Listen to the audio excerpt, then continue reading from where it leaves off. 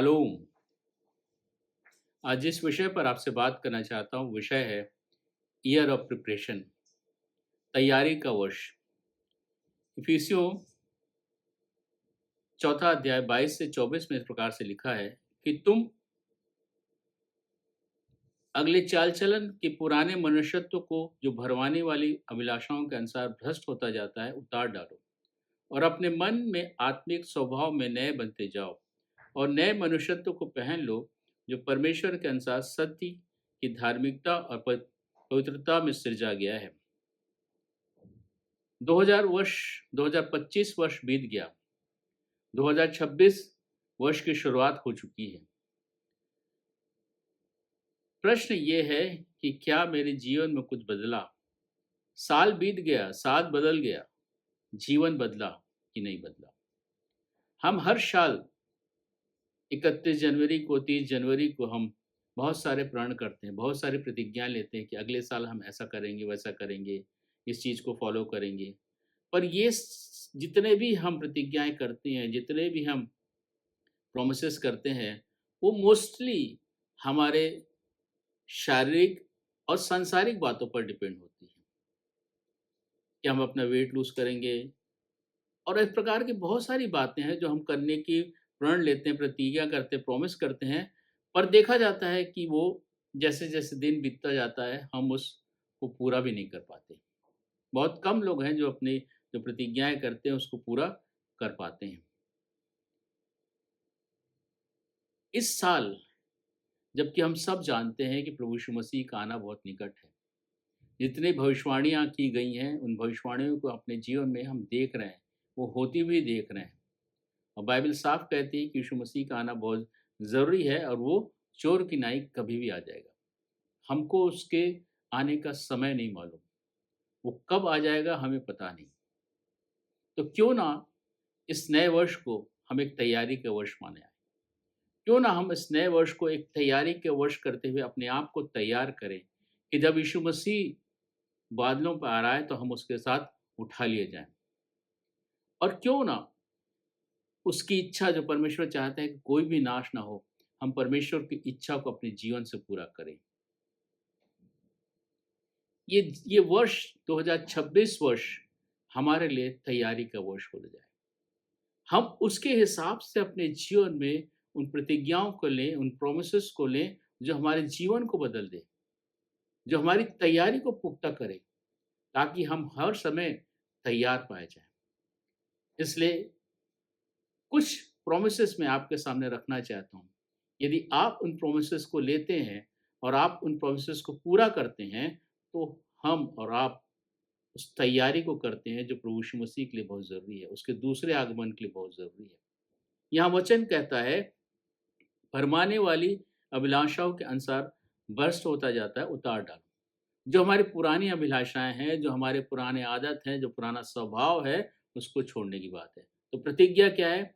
सांसारिक शारीरिक अभिलाषाओं को छोड़ना। ये हमारा पहला पहला प्रॉमिस होना चाहिए, पहली प्रतिज्ञा होनी चाहिए, पहला हमारा संकल्प होना चाहिए कि हर साल हम ये करेंगे कि हम सांसारिक और शारीरिक अभिलाषाओं को छोड़ेंगे। क्योंकि पहला यूहन्ना 2:16 कहता है, क्योंकि जो कुछ संसार में है, अर्थात शरीर की अभिलाषा, आंखों की अभिलाषा, जीविका का घमंड, वो पिता की ओर से नहीं परंतु संसार की ओर से। तो जो कुछ भी हमारे पास है, जिसकी भी हम अभिलाषा करते हैं, चाहे वो हमारी आंखों की है, चाहे वो शरीर की है, चाहे वो घमंड है हमारा, वो सब सांसारिक बातें हैं। अब वो सब शैतान की ओर से है। इसलिए हमें इन बातों को के लिए एक प्रण लेने की आवश्यकता है कि हम इन बातों को छोड़ेंगे, इन बातों से अपना ध्यान को हटाएंगे, इन बातों को अपने आप से दूर रखेंगे। क्योंकि याकूब 4 और उसका 14-15 कहता है, परंतु प्रत्येक व्यक्ति अपनी ही अभिलाषा में खिंचकर और फंसकर परीक्षा में पड़ता है। फिर अभिलाषा गर्भवती होकर पाप को जनता है, पाप बढ़ जाता है तो मृत्यु को उत्पन्न करता है। ये अभिलाषा ही है हमारे जीवन की, जो हमें पाप की ओर खींचती है। ये अभिलाषा ही है जो गर्भवती होकर पाप को जनती है। इसलिए ये हमारा प्रण होना चाहिए। इसलिए हमारे लिए ये नए साल का एक प्रण होना चाहिए कि हम इन सांसारिक और शारीरिक बातों को अपने जीवन से दूर करेंगे, इनको छोड़ेंगे। जब इनको छोड़ेंगे तभी हम उस तैयारी में एक पहला स्थान, पहला कदम हम रख सकते हैं। इसलिए ये पहला प्रण होना चाहिए कि हम हर प्रकार की शारीरिक और सांसारिक बातों को, अभिलाषाओं को अपने जीवन से दूर करेंगे। वचन दूसरा इस जो वचन हमने पढ़ा उसमें वचन कहता है, अपने मन के आत्मिक स्वभाव में नया बनते जाओ। जो दूसरी प्रतिज्ञा वो ये है कि हमें अपने मन को आत्मिक बनाना है। ये प्रण लेना है कि इस साल हम अपने मन को आत्मिक बनाएँगे। सांसारिक और शारीरिक बातों से हटाकर उस मन को हम आत्मा की ओर, आत्मिक बातों की ओर लगाएँगे। यिर्मयाह 17:9 कहता है, मन तो सब वस्तुओं से अधिक धोखा देने वाला होता है, उसमें असाध्य रोग लगा है, उसका भेद कौन समझ सकता है? हमारा मन बहुत चंचल है। हमारा मन बहुत दूर-दूर तक ये बातों को सोचता है और हमें कहाँ-कहाँ लेके जाता है। यदि हम उत्पत्ति पढ़ेंगे तो वहाँ लिखा है कि मनुष्य के हृदय में जो कुछ होता है वो बुरा ही होता है। जो कुछ विचार उत्पन्न होते हैं बुरा ही होता है। इसलिए हमें अपने मन की रक्षा करना है। नीति वचन 4:23 कहता है, सबसे अधिक अपने मन की रक्षा कर क्योंकि जीवन का मूल स्रोत वही है। हमें अपने मन को सचेत करके रखना है। हमें मन की चौकसी करने की आवश्यकता है कि हमारा मन बुराई से अलग हटकर भलाई की ओर फिरे। हमारा मन में जितनी भी गंदगियाँ हैं, बुराइयाँ हैं, वो दूर होते जाएँ और होंगी कैसे? जैसे-जैसे वचन की संगति करेंगे, वचन अंदर जाएगा, ये बुराइयाँ दूर होती जाएँगी। इसलिए ये ज़रूरी है कि हम अपने मन को अच्छी बातों से भरें। फिलिप्पियों 4:8 में कहता है, जो बातें सुहानी हैं, जो बातें आदरणीय हैं, जो बातें सच्चाई की हैं, उन बातों पर ध्यान लगाएँ। जब हम इन बातों पर ध्यान लगाएँगे, तो हमारा मन स्वस्थ होगा, हमारा मन सच्चाई से भरेगा, हमारा मन शुद्ध होगा। और इस शुद्ध मन के लिए हमें प्रण करने की आवश्यकता है कि हम अपने मन को आत्मिक बातों से भरेंगे। हम अपने मन को आत्मिक बातों के लिए तैयार करेंगे। हम अपने मन को शुद्ध करेंगे। इसलिए ये ज़रूरी है कि हमारा दूसरा जो प्रतिज्ञा हो, दूसरा जो हमारा प्रण हो, वो अपने मन को आत्मिक रूप से तैयार करना, मन को आत्मिक रूप से बनाना। और तीसरा जो प्रण हो हमारा, वचन कहता है वचन कहता है, नए मनुष्यत्व को पहन लो जो परमेश्वर के अनुसार सत्य की धार्मिकता और पवित्रता से सृजा गया है। तो हमारा प्रण क्या होना चाहिए?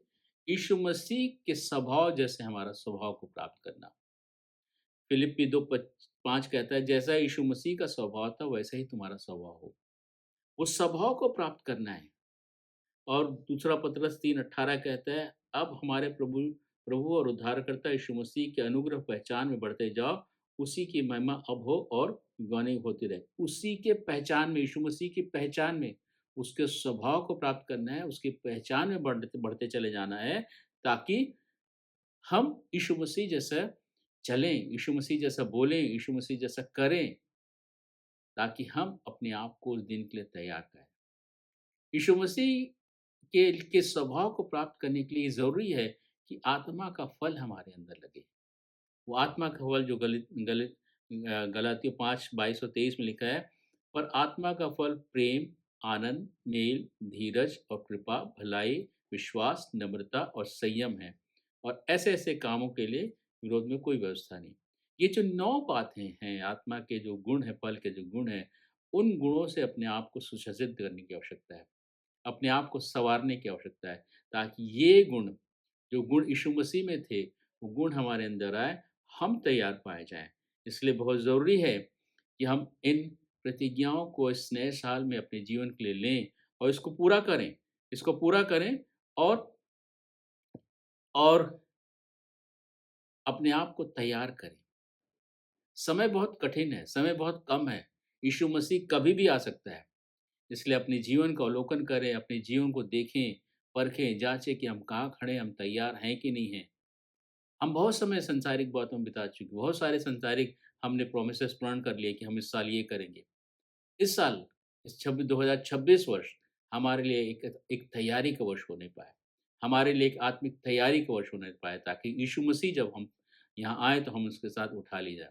इसलिए ये ज़रूरी है कि हम अपने जीवन में इन प्रतिज्ञाओं को करें कि हम इस साल अपने आप को तैयार करेंगे। इस साल हम अपने आप को तैयार करेंगे, उस सांसारिक और शारीरिक अभिलाषाओं को अपने जीवन से दूर करेंगे, अपने मन को आत्मिक होने के लिए तैयार करेंगे और अपने स्वभाव को यीशु मसीह जैसा बनाएँगे और हम अपने आप में यीशु मसीह की पहचान में अपने आप को बढ़ाएँगे, ताकि हम इस नए वर्ष में एक उत्साह और आनंद के साथ प्रवेश करें और इस प्रतिज्ञाओं को भूलना नहीं है।